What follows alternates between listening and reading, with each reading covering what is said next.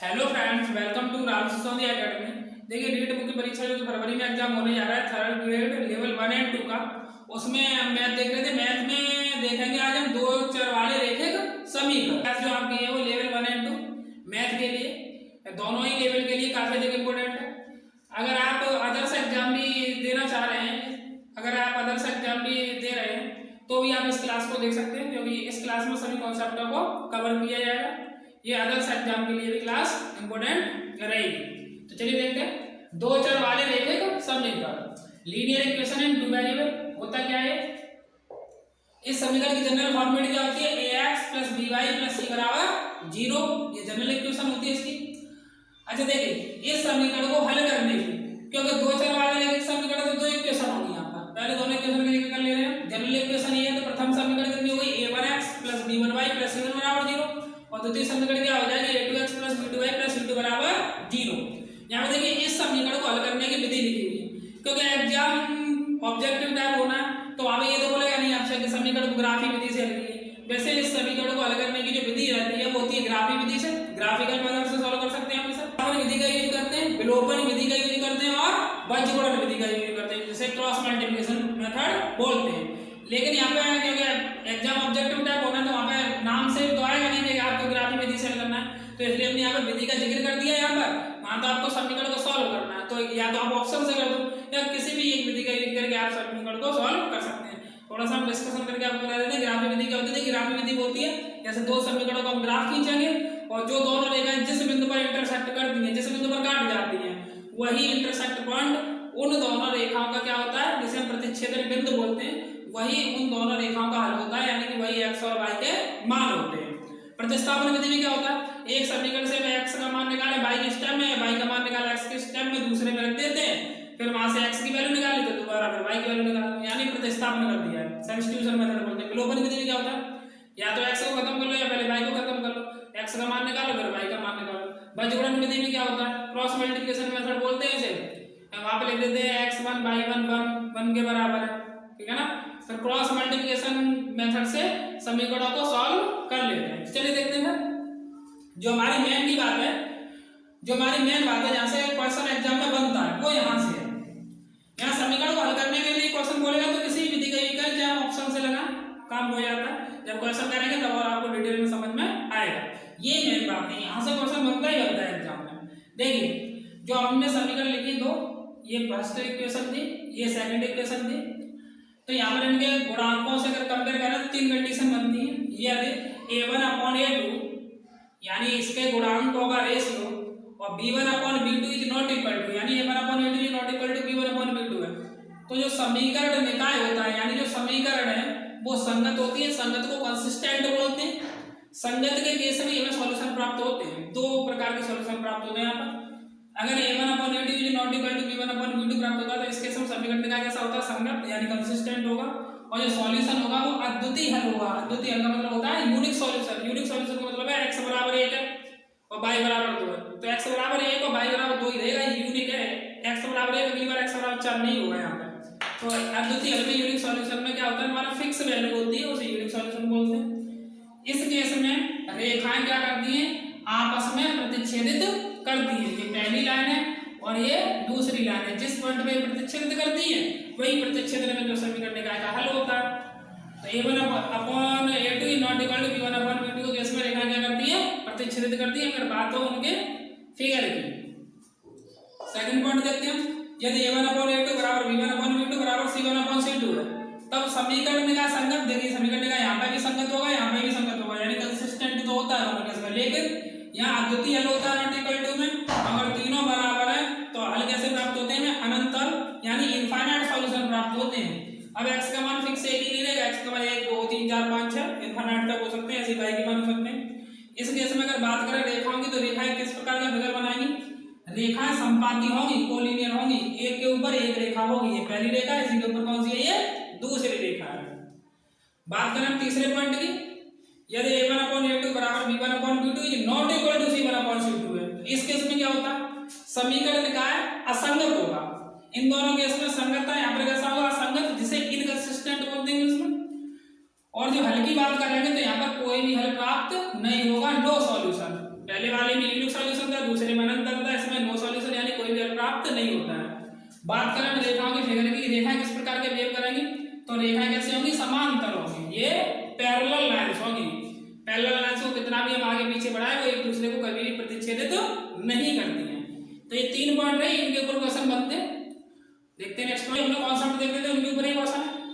जो 2 चर वाले रेखिक समीकरण है, इनमें समीकरण को हल करना आना चाहिए। हल जो हम क्वेश्चन लेंगे वहीं पे आपको बताते चलेंगे, और वैसे ही आप पहले से जानते होंगे एक्स और वाई के मान निकालना आसान सी चीज होती है। और यहाँ पर जितने भी कॉन्सेप्ट में क्वेश्चन बनेंगे 2 चर वाले रेखिक समीकरण में, इसमें नाव एवं बोट वाले क्वेश्चन, जो नाव और धारा वाले क्वेश्चन होते हैं, बोट एंड स्ट्रीम वाले क्वेश्चन बनते हैं यहाँ से, ठीक है ना। और आपके एज से रिलेटेड क्वेश्चन बनते हैं, फ्रैक्शन के ऊपर क्वेश्चन बनते हैं यहाँ से। तो जितने भी टाइप के 2 चर वाले रेखिक समीकरण क्वेश्चन बनेंगे उन सभी क्वेश्चनों को हम यहाँ पर कंप्लीट कराएंगे। चलिए देखते हैं। के का मान हमें बताना, जिसके लिए समीकरण x - ky = 2 और 3x + 2y = 5 का अद्वितीय हल हो। क्वेश्चन के अकॉर्डिंग अद्वितीय हल है, यानी यूनिक सॉल्यूशन की कंडीशन बोल रहा है, हमें के का मान बताना है। तो देखिए पहले समीकरण को उठा लेते हैं। यहाँ पर x - ky इसे पक्षांतर कर लेते हैं, माइनस के 2 बराबर 0, इक्वेशन नंबर 1 हो जाएगी हमारी। दूसरी इक्वेशन क्या है, 3x + 2y और माइनस का 5 = 0, इक्वेशन नंबर 2। पहली इक्वेशन की जनरल फॉर्मेट क्या थी, a1x + b1y + c1 = 0, और दूसरी इक्वेशन की होती है a2x + b2y और +c2 = 0। अकॉर्डिंग टू क्वेश्चन इसका जो क्वेश्चन का हल है वो कैसा है, अद्वितीय हल है, यूनिक सॉल्यूशन है। बात जब यूनिक सॉल्यूशन की होती है अद्वितीय हल की, तो कंडीशन क्या होती है, हम जानते हैं a1/a2 = b1/b2। तो a1 देखिए हमने कितना है, इसका गुणांक 1 है ना, कोएफिशिएंट, तो यहाँ पे कितना आएगा, देखिए 1/a2 कितना आएगा 3 = b1 की जगह विद साइन लेते हैं, चिन्ह सहित, तो कितना आएगा माइनस का k, और b2 की जगह देखिए कितना है यहाँ पर 2 है। तो जब यहाँ पे k का मान पूछा, तो k का मान जब निकालेंगे हम यहाँ से, तो k का मान कितना आएगा, देखिए यहाँ से k का मान आएगा आपका माइनस इधर पहुंच जाएगा, माइनस का 2/3 और नॉट इक्वल टू का साइन है, तो k = माइनस का 2/3। देख लीजिए कौन सा ऑप्शन सही है आपका, यानी कि डी ऑप्शन आपका सही है, k = माइनस का 2/3। देखिए क्वेश्चन नंबर 2 दिया है, इसके ऊपर 5x - का 4y + 8 = 0 तथा 7x + 6y - के 9 = 0 के हल हैं। 2 क्वेश्चन लिए हमने यहाँ पर। ए ऑप्शन दिया अद्वितीय हल है, परिमित हल है, अपरिमित का दूसरा मतलब है इनफाइनाइट सॉल्यूशन, यानी अनंत हल है। तीसरा है कोई हल नहीं, यानी नो सॉल्यूशन है। चौथा नन ऑफ दीज, इनमें से कोई नहीं। पहले इस क्वेश्चन को देखते हैं। देखिए जनरल फॉर्मेट आपको बताइए क्या होती है, a1x + b1y + c1 = 0, और ये होती है a2x + b2y और +c2 = 0। कंडीशन क्या निकालते हैं, a1/a2 पहले से निकाल के देखते हैं कितना आता है। a1 कितना है यहाँ से 5, a2 कितना है 7। अच्छा फिर निकालते हैं b1/b2, b1 कितना है, विद साइन देखना है आपको, माइनस का 4, और b2 कितना है 6, तो ये 2 से कट जाएगा। अगर कैलकुलेट होता तो कैलकुलेट कर लेते, 2 से 2 बार 2 दिया 6, यानी कितना आएगा माइनस का 2/3। ठीक है, बात सुनिए। पहला केस क्या होता था कि a1/a2 = b1/b2, वही कंडीशन बन रही है यहाँ से। तो c1/c2 निकालने की जरूरत नहीं है। c1/c2 हम कब निकालते हैं, जब a1/a2 बराबर में आ जाए b1/b2, क्योंकि c1/c2 में 2 कंडीशन बनती है। अगर c1/c2 भी इन तीनों के बराबर आ जाता है, a1/a2 और b1/b2 हमारा बराबर आया था, फिर हमने निकाला c1/c2, अगर वो भी बराबर आ जाता है तो कंडीशन निकलती है उसका हमें जो अनंत हल प्राप्त होता है। संपाती जो रेखा होगी वो अगर फिगर की बात करें तो संपाती होगी और सॉल्यूशन संगत होता है। और a1/a2 बराबर b1/b2 निकाला, वो नॉट इक्वल टू c1/c2 आ जाता है। तो उस केस में क्या होता है कि जो रेखाएं होती है, जो असंगत होता है समीकरण का, और रेखाएं होती है वो समांतर होती है और नो सॉल्यूशन का केस होता है। यहाँ पर क्या हो गया, a1/a2 ने निकाला 5/7 है, ये -2/3, तो ये condition not equal to b1/b2, तो c1/c2 निकालने की कोई आवश्यकता नहीं है। a1/a2 = b1/b2, इसका मतलब है सॉल्यूशन कैसा होगा हमारा, अद्वितीय हल होगा। अगर पूछता के समीकरण निकाय कैसा होता तो संगत होता, पूछता के इसके द्वारा बना फिगर यानी रेखा क्या करेंगे, तो रेखा क्या करेंगे, एक दूसरे को प्रतिच्छेदित करती है। इस केस में एक दूसरे को काटती है यानी प्रतिच्छेदित करती है। चलिए देखते हैं नेक्स्ट क्वेश्चन। क्वेश्चन नंबर 3 है 3x + 3y = 15 तथा 2x + 2y = 10 द्वारा व्यक्त रेखाएं हैं, प्रतिच्छेदी रेखाएं हैं, यानी इंटरसेक्ट करेंगी लाइन, ये बताना है। समांतर होंगी क्या, पैरेलल होंगी क्या, संपाती होंगी यानी कोलिनियर होंगी, ये हमें या नन ऑफ दीज इनमें से कोई नहीं होगा। तो चलिए देखते हैं, निकालते हैं। पहले निकालते हैं a1/a2, वही जनरल फॉर्मेट ये a1x प्लस b1y, पहले पक्षांतर कर लेते हैं तब जनरल फॉर्मेट में आ पाता है। पहले एक बार लाइनों को सही तरीके से लिखेंगे तो कितना आएगा 3x प्लस 3y और माइनस का 15 इक्वल टू 0, क्योंकि बराबर में 0 होना चाहिए। सेम है यहाँ पर कर लेते हैं 2x प्लस 2y और माइनस का 10 बराबर 0। चाहो तो कॉमन भी निकाल सकते हैं यहाँ पर यार, क्यों ही रहने दो, कोई दिक्कत है नहीं, ठीक है ना। तो जनरल फॉर्मेट क्या होती है इसकी a1x plus b1y plus c1 बराबर 0, ये होती है a2x plus b2y plus c2 बराबर 0। यहाँ से हम निकालते हैं a1 अपॉन a2, तो देखिए हमने निकाला यहाँ से a1 अपॉन a2 तो कितना आएगा, ये वाला तो है ना, तो 3/2। फिर निकाला हमने b1 अपॉन b2, तो b1 अपॉन b2 निकाला तो b1 कितना है 3 और b2 भी कितना है 2। तो देखिए यहाँ से a1 अपॉन a2 की 3/2 निकला, b1 अपॉन b2 की 3/2 निकाला, ये दोनों बराबर हो गए। तो यानी सेकंड और थर्ड केस में बनेगा जो हमने अभी पढ़ के आए। अब निकालना पड़ेगा हमें c1 अपॉन c2 निर्धारित करेगा इसका। c1 अपॉन c2 निकाला तो ये कितना है माइनस का 15 विदिशा लेते हैं, c2 कितना है माइनस का 10, तो माइनस से माइनस कैंसिल, 5 से कटेगा 3 बार और 5 से 2 बार, तो ये भी कितना निकला 3/2। तो यहाँ से कंडीशन क्या रहेगी, a1 अपॉन a2 भी 3/2 है, b1 अपॉन b2 भी 3/2 है और c1 अपॉन c2 भी 3/2 है।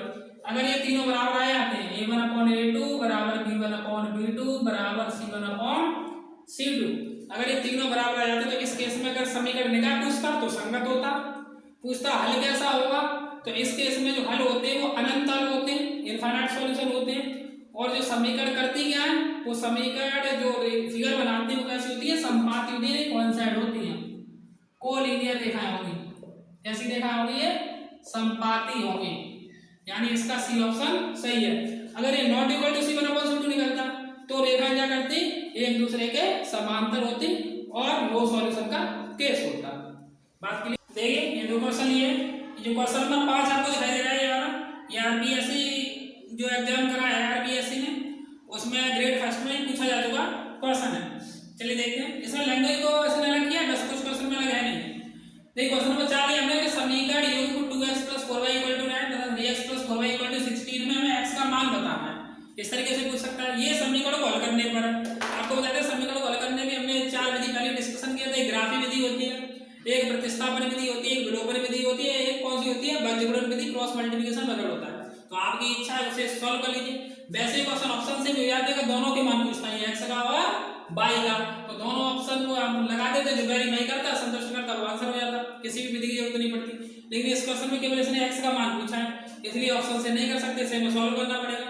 तो सॉल्व जो आपको अच्छा लगे उसे सॉल्व कर सकते हैं।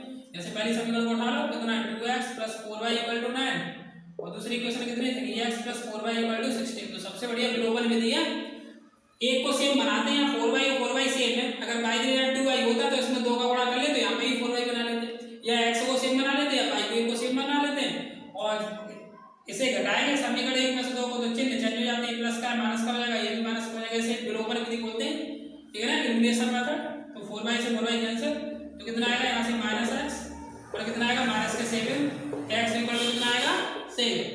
तो यानी कि इसका ए ऑप्शन सही है। अगर इसका y का मान ले तो 7 उठा के यहाँ पे लगाएंगे, समीकरण में y का मान निकाल लेंगे। अगर x और y के दोनों के मान पूछेगा तो फिर आपको मेथड से नहीं करना, फिर आपको ऑप्शन में ऐसे में रख देना, जो ऑप्शन वेरीफाई कर देगा आंसर हो जाएगा, ठीक है ना। चलिए क्वेश्चन नंबर 5 देखते हैं। k के किस मान के लिए समीकरणों का समूह, पहला सेट कर दिया kx plus 2y equal to 5 और दूसरा दिया 3x plus y equal to 1 का एक ही परिणाम होगा, रिजल्ट एक ही होगा। लैंग्वेज थोड़ी सी उसने घुमाई है, वैसे क्वेश्चन कुछ नहीं है। एक ही परिणाम का मतलब क्या हुआ, आपने 3 कंडीशन पढ़ी। पहली कंडीशन पढ़ी हमने अद्वितीय हल हो, यूनिक सॉल्यूशन हो, दूसरा पढ़ा आपने अनेक अनंत हल हो यानी इनफाइनाइट सॉल्यूशन हो, तीसरा हो नो सॉल्यूशन कोई हल नहीं हो। एक ही परिणाम, तो वही तो बात निकला है, एक ही परिणाम का दूसरा मतलब है इसका अद्वितीय हल होगा, यूनिक सॉल्यूशन होगा, x बराबर 2 और y बराबर 3। x बराबर 2 ही रहेगा, कभी भी x बराबर 4 या 1 नहीं होगा, वो कहलाता है यूनिक सॉल्यूशन या फिर एक ही परिणाम। तो इसका लैंग्वेज का मतलब है यूनिक सॉल्यूशन ही बोल रहा है, केवल लैंग्वेज का अंतर और कुछ नहीं है, वैसे सिंपल है क्वेश्चन। तो वही कंडीशन पहले 5 को इधर लाएंगे, तो फॉर्मेट में लाना है क्वेश्चन कि x प्लस 2y माइनस का 5 बराबर 0, जो कि फॉर्मेट होता है a1x plus b1y plus c1 बराबर 0। अब डायरेक्ट कर सकते हैं, देखते हैं जैसे आपको मेथड क्लियर हो। 3x प्लस y माइनस 1 बराबर 0, ये a2x plus b2y plus c2 बराबर 0। कंडीशन क्या होती है, एक ही परिणाम हो, एक ही परिणाम हो अर्थात यूनिक सॉल्यूशन ही तो मतलब है इसका, एक ही परिणाम का। तो यूनिक सॉल्यूशन की कंडीशन क्या होती है, a1 अपॉन a2, a1 है is not equal to b1 upon b2। a1 देखिए कितना है k, a2 कितना है 3, नॉट इक्वल टू b1 कितना है 2, b2 कितना है 1। जब इसका तिरछा गुणा करेंगे तो यहां से निकल जाएगा k is not equal to 6। तो इसका कौन सा ऑप्शन सही हो जाएगा, इसका ये ऑप्शन सही हो जाएगा। देखते हैं नेक्स्ट क्वेश्चन।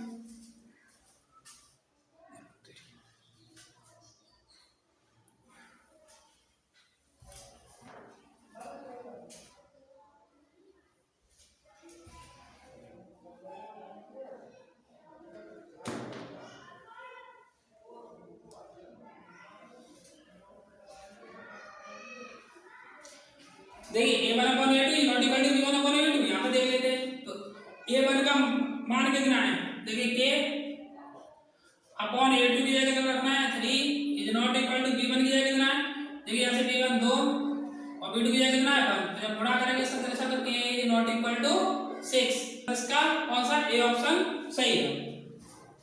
तो इस वीडियो में यहीं तक रखते हैं। जो नेक्स्ट वीडियो आएगा आपका उसमें दो चर वाले रेखिक समीकरण या linear equation and two variables है, उसे हम फिनिश कर लेंगे, ठीक है ना। जो नेक्स्ट वीडियो उसमें जितने भी टैब बचे हुए हैं आपके उन सभी टैबों को हम कवर कर लेंगे। अगर आपने हमारे चैनल को सब्सक्राइब किया तो चैनल को सब्सक्राइब कर लें, बेल आइकन को प्रेस कर लें। धन्यवाद।